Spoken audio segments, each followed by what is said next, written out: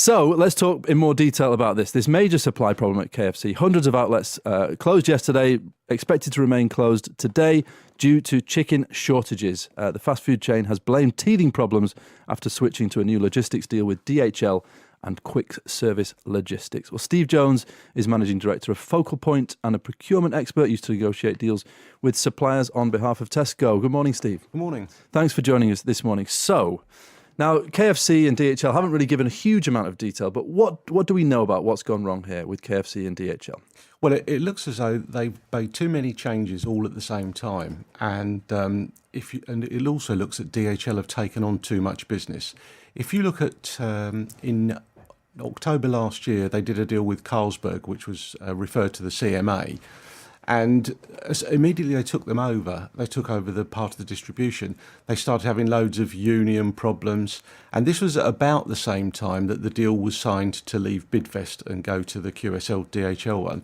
And I think if I worked for KFC at that time, I'd be having a bit of a look round and making sure that I had a few I's dotted and T's crossed. Well, the unions did warn about this, didn't they? The G&B have said that they warned KFC that by switching from Bidvest, which is a food specialist, to DHL, which, as big a logistics company is, it isn't a food specialist necessarily, they warned that these problems were likely.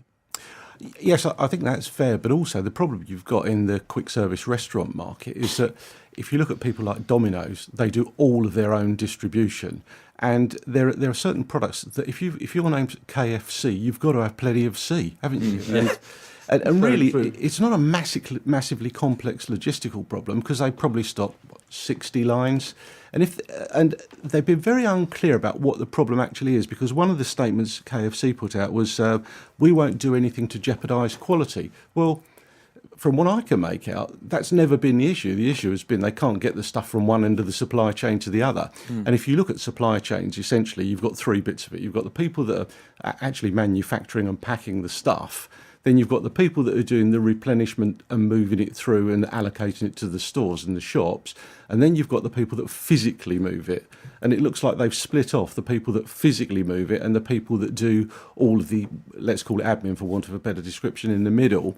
And that's where it's all gone horribly wrong. KFC, sorry Louise, KFC seemed pretty relaxed about the whole thing. On Twitter they've been joking about it. Now, is that presumably because written into their contract, DHL will be picking up the bill for this? Well, yeah, but I mean, if I was a KFC franchisee, and if you read on their website, they say you've got to stump up 750,000 of your own free cash flow, I don't think I'd be massively happy that they're behaving so flippantly and putting out so little information.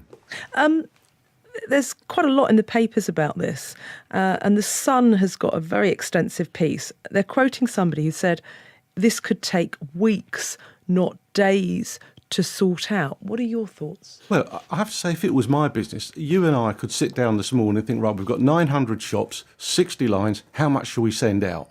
So what you could do is allocate loads and loads of stock to each of the individual restaurants. And say, for instance, you had to throw 25% of it away, you'd still be better off than not having your stores open and having all the reputational damage. But of course, that relies on DHL cooperating, or do you think it's got to the stage where just get anybody in to deliver it? Well, I'm just not talking about the delivery. I'm talking about physically deciding what's going to go where. But I mean, I can't believe that DHL are in the situation. They haven't said we need to make X number of deliveries to these locations every week. And I can't believe that KFC have been in a situation where they've allowed that to happen. Well, this is the big question, is it? How has this happened? Because, all right, it's a new relationship. It's only a week old. But so much planning must have gone into this first week, and you'd think if they wanted to get any week right, it would be this first week. So how could such a catastrophic error like this, which is going to cost the company, both companies, millions of pounds, how could this have happened? Well, there's no plan B, is there? You would have thought that at least they would have done some kind of test with DHL and some kind of stress testing of their supply chain. But I'm assuming that when they left Bidvest aren't exactly their most favourite people at the moment, and if they went back to Bidvest and say, can you help us out, they probably said, no thank you. There is a suggestion again in The Sun that the crisis actually began last Wednesday, which was the day DHL took delivery on, and it was made worse by an accident that shut the M6 and caused traffic gridlock. Is that a valuable excuse? You're looking a bit sceptically. Well, I can't see why that would make a difference. I mean, companies of this size have contingency plans, they have disaster recovery plans. It just seems bizarre that it's allowed to carry on like this. And if you look at some of the statements they made, they said, initially, they said, we've had some incomplete and delayed deliveries. To have 600 or 700 stores shut is not incomplete and delayed deliveries. Are all the big chains, a heartbeat away from this kind of thing? Because of they've got such, hundreds of branches, they're doing, particularly with food, it's daily deliveries or every couple of days.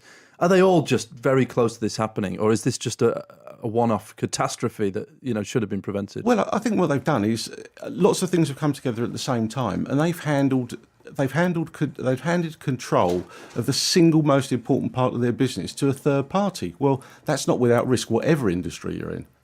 Just one final question for you, Steve. Just a word on Russell Hume. So you remember Russell Hume was the company that we heard about last month. It supplies meat to Jamie's Italian, to Wetherspoons.